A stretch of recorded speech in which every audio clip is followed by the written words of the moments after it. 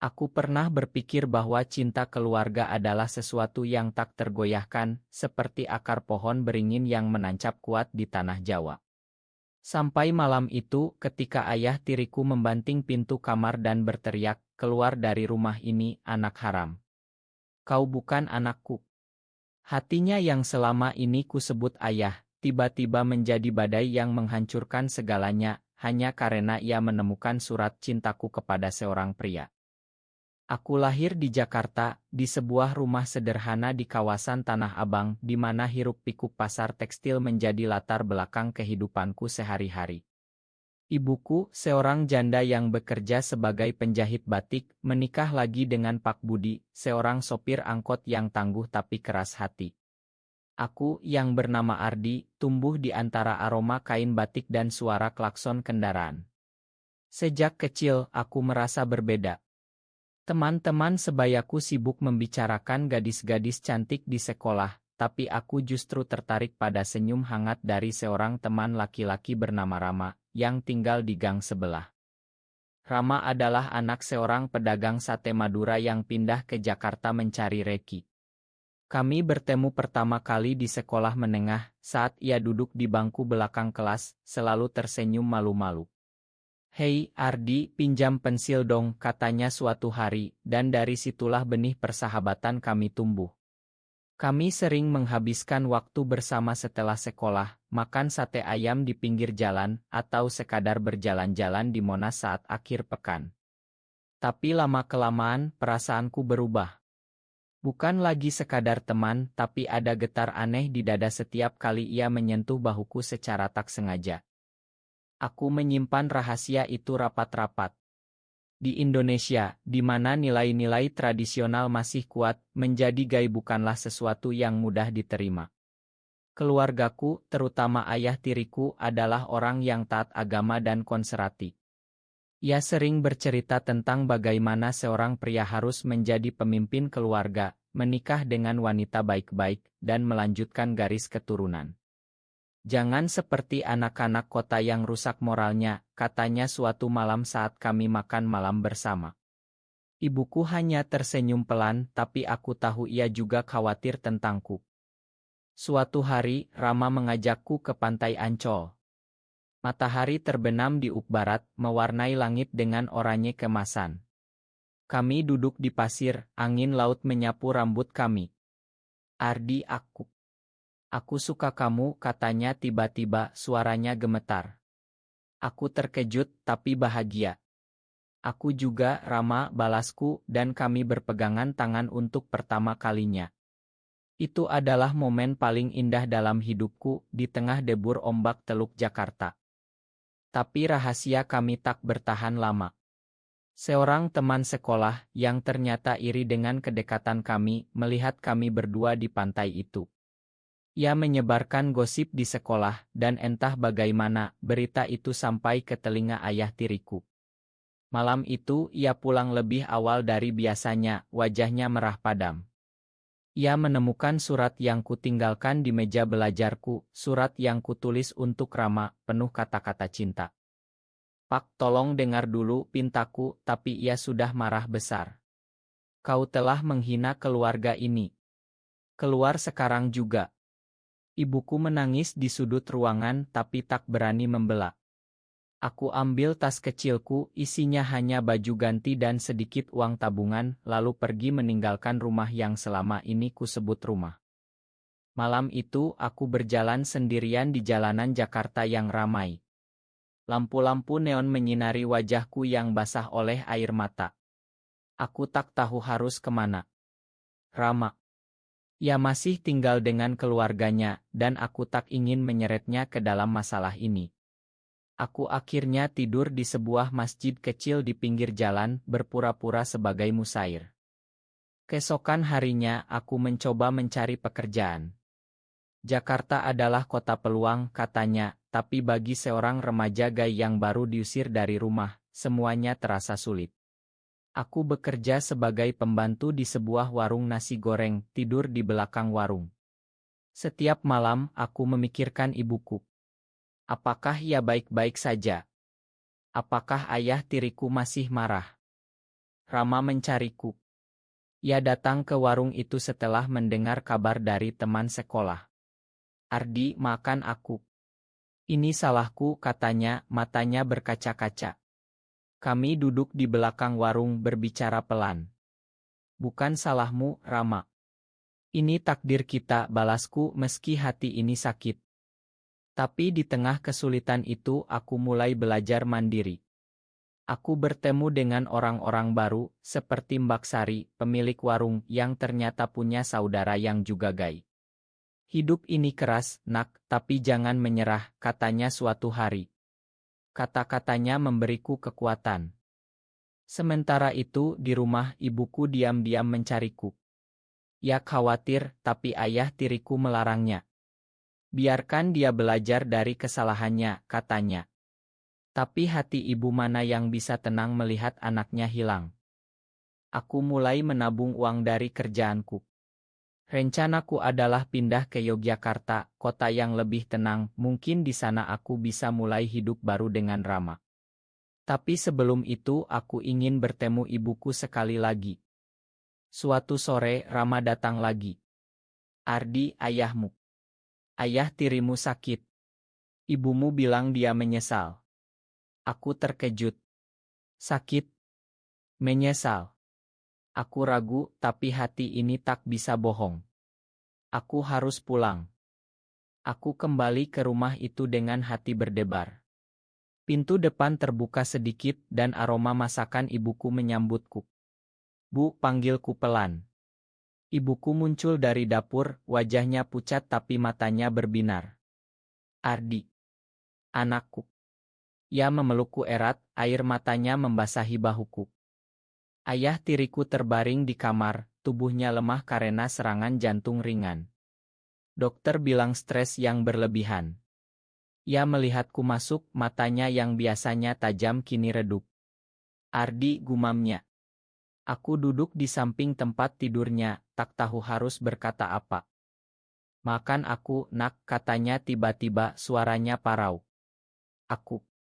Aku takut. Takut apa kata orang, takut keluarga kita hancur. Aku terdiam. Selama ini aku pikir ia benci aku karena aku gay, tapi ternyata ada ketakutan di balik kemarahannya. Kami berbicara panjang malam itu. Ia cerita tentang masa kecilnya di desa di Jawa Tengah, di mana norma masyarakat sangat ketat. Aku tak pernah diajari untuk memahami hal seperti ini, katanya. Aku cerita tentang perasaanku, tentang Rama, tentang bagaimana aku tak bisa mengubah siapa diriku. Ibuku duduk di antara kami, memegang tangan kami berdua. Kita keluarga harus saling mengerti, katanya. Tapi tak semudah itu. Ada konflik yang lebih dalam. Ternyata ayah tiriku punya rahasia sendiri. Ia pernah punya saudara laki-laki yang gay, tapi saudaranya itu bunuh diri karena tekanan keluarga. Itu yang membuatnya trauma. Aku tak ingin kau seperti dia, katanya, air matanya mengalir. Aku terkejut. Jadi kemarahannya bukan kebencian murni, tapi ketakutan yang terpendam. Rama datang keesokan harinya. Aku perkenalkan dia pada keluargaku. Ayah tiriku masih ragu, tapi ibuku menyambutnya hangat. Selama kau baik pada Ardi itu cukup, katanya.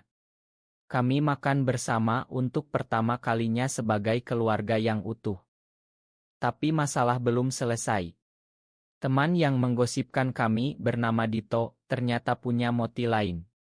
Ia suka pada Rama dan iri melihat kedekatan kami. Ia datang ke rumah berpura-pura minta maaf, tapi sebenarnya ingin memprovokasi ayah tiriku lagi. Pak Ardi dan Rama. Mereka masih bersama. Apa Pak Ingkan, tanyanya licik. Ayah tiriku marah, tapi kali ini ia berpikir dua kali. Ini urusan keluargaku, Dito. Keluar, katanya tegas. Dito pergi dengan wajah kecewa. Tapi ia tak berhenti di situ. Ia menyebarkan foto kami di media sosial dengan caption yang menghasut. Lihat ini, anak Tanah Abang yang menyimpang. Tiba-tiba aku menjadi sasaran bullying online. Aku dan Rama menghadapi badai itu bersama. Kami pergi ke polisi siber, melaporkan Dito atas pencemaran nama baik. Prosesnya panjang, tapi itu membuat kami lebih kuat. Di tengah itu, aku dan Rama punya momen romantis kami sendiri. Kami pergi ke Borobudur, candi megah di Jawa Tengah. Di bawah sinar matahari pagi, kami berjalan bergandengan, merasakan kedamaian. Aku cinta kamu, Ardi, katanya. Aku juga, balasku, dan kami berpelukan pelan, tak peduli pandangan orang. Kembali ke Jakarta, ayah tiriku mulai berubah. Ia ikut kelompok dukungan untuk orang tua dengan anak lebih. Aku ingin belajar, nak, katanya suatu hari. Itu adalah langkah besar baginya. Tapi ada pengkhianatan yang lebih besar. Ternyata ibuku tahu tentang orientasiku sejak lama, tapi ia diam karena takut ayah tiriku. Makan ibu, Ardi. Ibu takut kehilanganmu, katanya sambil menangis. Aku marah awalnya, tapi kemudian mengerti. Cinta ibu terkadang butuh pengorbanan. Kami melewati hari-hari sulit itu. Aku kembali sekolah, Rama juga. Kami belajar bersama, mimpi tentang masa depan. Mungkin kuliah di UI atau buka usaha kecil di pasar. Suatu malam, ayah tiriku memanggil kami semua. Aku ingin minta maaf lagi. Dan aku terima Rama sebagai bagian keluarga. Kata-katanya membuat kami semua terharu. Tapi cerita belum berakhir. Ada twist lain, Dito, yang ternyata juga gay tapi menyangkal diri sendiri, datang minta maaf sungguhan. Aku iri, Ardi. Aku tak berani seperti kalian. Kami memakannya dan ia menjadi teman lagi. Hidup mulai normal. Aku dan Rama sering jalan-jalan ke Ragunan, kebun binatang di Jakarta, menikmati waktu bersama. Cinta kami tumbuh penuh rasa hormat dan pengertian. Namun badai baru datang. Ayah tiriku mendapat tekanan dari keluarga besarnya di desa. Pamannya datang ke Jakarta, marah besar. Budi, kau biarkan anakmu seperti itu. Malu keluarga, katanya. Ayah tiriku goyah. Ia mulai ragu lagi. Aku tak bisa, Ardi. Keluarga besar tak akan terima, katanya suatu malam. Aku hancur. Setelah semua yang kami lalui, ia mundur lagi. Ibuku membela. Ini anak kita, Mas. Jangan dengar orang lain. Mereka bertengkar hebat, pertama kalinya aku lihat mereka seperti itu. Aku dan Rama memutuskan untuk pergi sementara. Kami naik kereta ke Bandung mencari ketenangan di pegunungan. Di sana, di bawah hujan deras, kami berbicara tentang masa depan.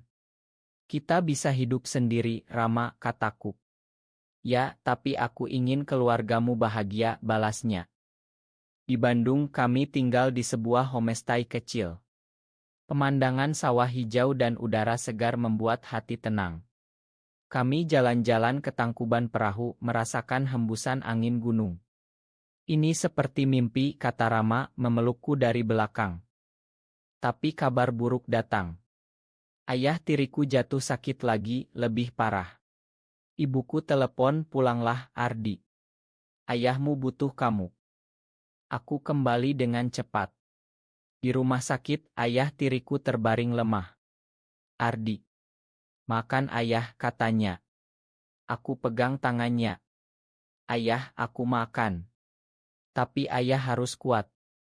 Dokter bilang ia butuh operasi, tapi biayanya mahal. Aku dan Rama bekerja keras, mengumpulkan uang. Teman-teman sekolah membantu, bahkan Dito ikut donasi. Operasi berhasil. Ayah tiriku pulih perlahan. Di rumah sakit, ia bertemu dengan pasien lain yang punya anak gay.